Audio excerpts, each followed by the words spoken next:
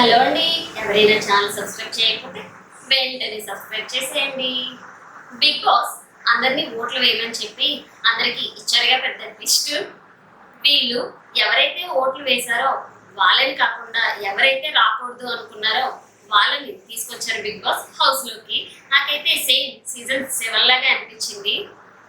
అదే వీళ్ళకి నచ్చిన వాళ్ళు హౌస్ లోకి వస్తే గొడవలు అవుతాయి. ప్రీతు గారు ఏమన్నారంటే, నాకు షాకిబ్ కానీ నాగప్రసాద్ గారు కానీ అయితే ఓకే అన్నారు, ఎందుకంటే వీళ్ళు కొంచెం సెన్సిబుల్ గా అనిపిస్తున్నారు అని క్లియర్ గా చెప్పారు. అదే దివ్య గారు అంతా నాకే తెలుసు, మనకంటే ఎవడరా తోపు అన్నట్టుగా మాట్లాడుతున్నారు. అదైతే నాకు నచ్చలేదని రీతు గారు క్లియర్ గా చెప్పేశారండి. వైల్డ్ కార్డ్స్ ఇంట్లోకి ఎంటర్ అవగానే హౌస్ మేట్స్ బయటకు వచ్చారు. వాళ్ళతో ఎవరు మాట్లాడకూడదని బిగ్ బాస్ చెప్పారు. బిగ్ బాస్ ఇంట్లో వాళ్ళతో మాట్లాడమని చెప్పారు. షాకి మీరు చాలా ఉత్సాహంగా ఉన్నట్టున్నారు అని వెంటనే నాగప్రశాంత్ గారు మీరు మాట్లాడండి అని చెప్పారు. నాగప్రశాంత్ గారు చాలా మంచిగా మాట్లాడారు, కానీ ఇంత మంచితనం బిగ్ బాస్ హౌస్ లోకి అవసరం లేదు అనిపించింది. అగ్ని పరీక్షలో మోస్ట్ వాల్యుబుల్ ప్లేయర్ అని 2 times వచ్చింది. మంచి నేమ్ తెచ్చుకున్నాను, అలాగే మళ్ళీ ఛాన్స్ ఇచ్చారు, మీ చేతుల్లో ఉంది, ఒకసారి చూడండి అని చాలా మంచిగా చెప్పారు. భరణి గారు ఇలా అడిగారు, ఇమాన్యుయల్ సంజన గారి కంటే మీరు ఇంకా ఎక్కువ ఎంటర్టైన్మెంట్ చేయగలరా అని. అంటే ఈయన చాలా బాగా చెప్పారు అనిపించింది. గట్టి పోటీ అయితే ఇస్తా అని అన్నారు. నెక్స్ట్ దివ్య గారు మాట్లాడారు, ఈవిడే ఎక్కువ పాయింట్స్ చెప్పారు అనిపించింది. బయట నేను ఒపీనియన్స్ బాగా చెప్తా, హౌస్ లో ఈ ముగ్గురి కంటే నేనే బెస్ట్ అన్నారు. అంటే హౌస్ లో ఉన్న వాళ్ళ కాంగ్రెస్ గురించి మాట్లాడారు. నేను 100% క్లారిటీ ఉంటేనే మాట్లాడతా, లేదా మధ్యలో ఎన్ని కిలుక్కొని బిస్కెట్ అయ్యేలా చేసుకోను అని ఈవిడ శ్రీజ గారిని టార్గెట్ చేసి మాట్లాడారు అనిపించింది నాకైతే. ఇక్కడ హౌస్ మేట్స్ క్వశ్చన్ అడిగారండి, మాలో ఏం మిస్ అయింది, మీరు వస్తే హౌస్ లోకి ఏం తీసుకొస్తారని అడిగారు.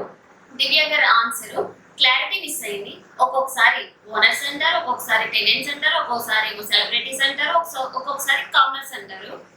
ఐఎమ్ వైల్డ్ కార్డ్, నా వైల్డ్ పర్ఫార్మెన్స్ చూస్తారు అంటారు. అన్ని వర్క్స్ చేస్తా, మీలాగే కొట్టుకోవడం మళ్ళీ కలిసిపోవడం చేస్తాను, నేను మీతో కలిసిపోగలను అని చాలా స్మార్ట్ గా మాట్లాడారు అనిపించింది నాకైతే.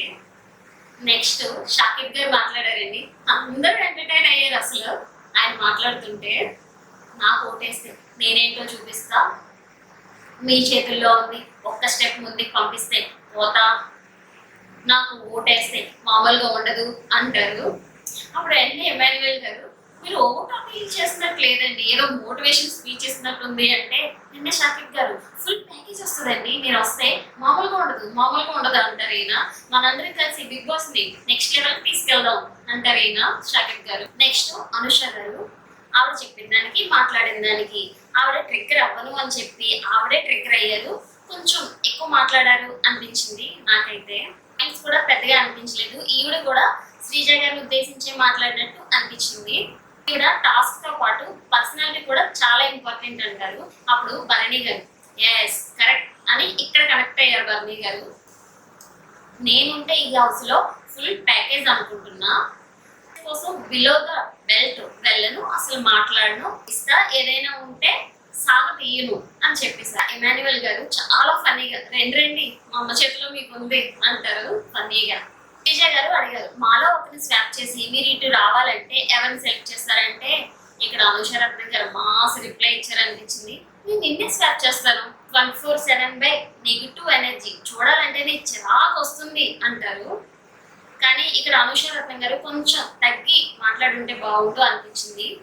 Please like, share, subscribe my channel.